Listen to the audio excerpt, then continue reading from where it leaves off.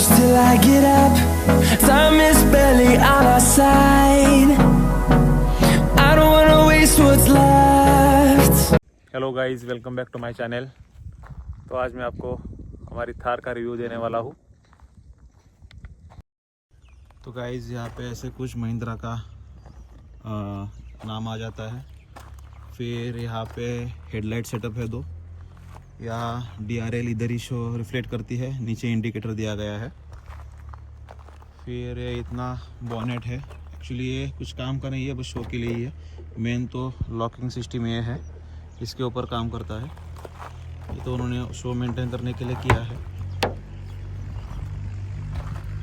फिर आते हैं गाड़ी के फॉग लैम्प के पास। इस प्रकार से प्लेन हैलोजन में फॉग लैम्प दिए गए हैं।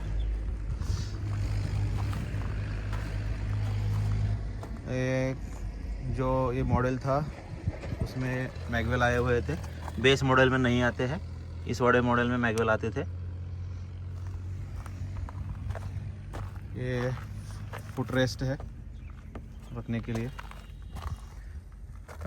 मैनुअल एडजस्टेड मिरर आते हैं, कोई इलेक्ट्रिक नहीं है इसमें।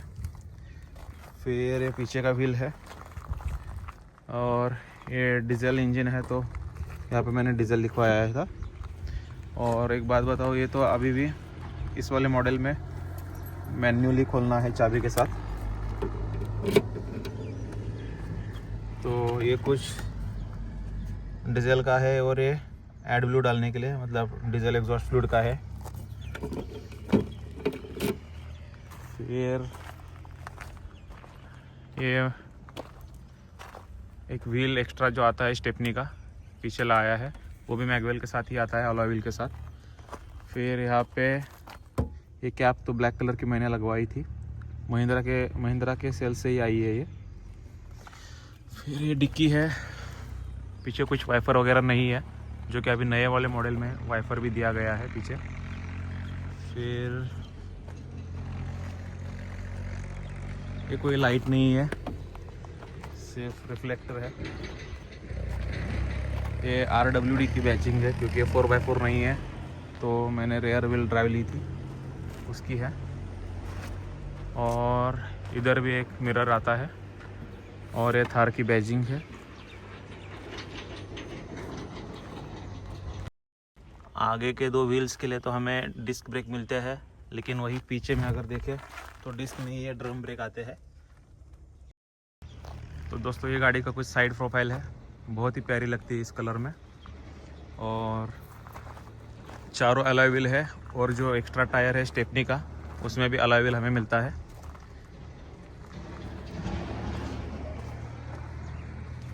ये तो रेयर व्हील ड्राइव की बैचिंग दी गई है, बहुत ही मस्त लगता है ये कलर।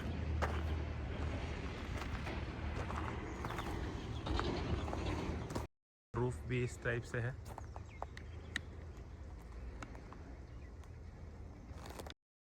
अब मैं आपको ड्राइविंग साइड का व्यू दिखा देता हूँ, स्टीयरिंग को लेके सब कुछ। इस प्रकार से कुछ स्टीयरिंग आ जाता है।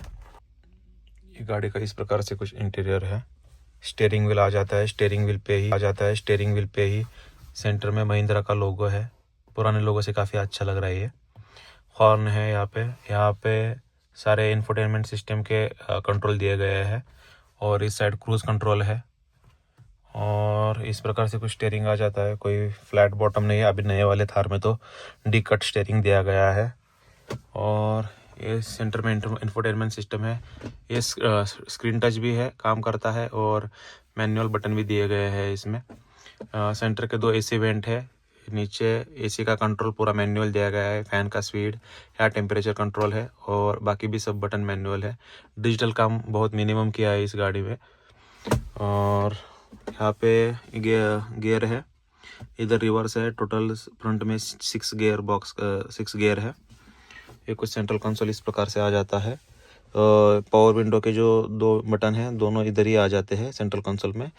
डोर साइड में कुछ बटन नहीं आता है। और यह आर्मरेस्ट है। आर्मरेस्ट का जगह कुछ इस प्रकार से स्पेस मिल जाता है। सेंटर आर्मरेस्ट है। और ये हैंड ब्रेक है। यहाँ पे ग्लो बॉक्स दिया गया है। काफ़ी छोटा ही ये ग्लो बॉक्स है। और ये कुछ रेयर व्यू इस टाइप से है। पीछे 2 लोग की सिटिंग कैपेसिटी है। ये आर्मरेस्ट और बैक के 2 आर्मरेस्ट, ये दोनों, और ये सेंटर का फ्रंट का आर्मरेस्ट। तो एसेसरीज में मैंने बिठाया था। और एसेसरीज में साथ साथ ही रिवर्स कैमरा भी उन्होंने कंपनी से ही मैंने जोड़ दिया था एसेसरीज में, क्योंकि बाय डिफ़ॉल्ट तो नहीं आता था। यहाँ पे इस टाइप से यहाँ पे कोई मिरर वगैरह नहीं है, बल्कि डॉक्यूमेंट्स रखने के लिए थोड़ी जगह दी गई है। यहाँ पे सेंटर में मिरर आ जाता है और इस साइड इस प्रकार से कुछ वैनिटी मिरर आ जाता है इसमें। और रूफ तो पूरा फाइबर में है, कोई मेटेलिक काम नहीं है इसमें और ना कोई कुशनिंग है, पूरा ही फाइबर वर्क है, प्लास्टिक में है। और यहाँ पे 2 स्पीकर भी दिए गए हैं रूफ में।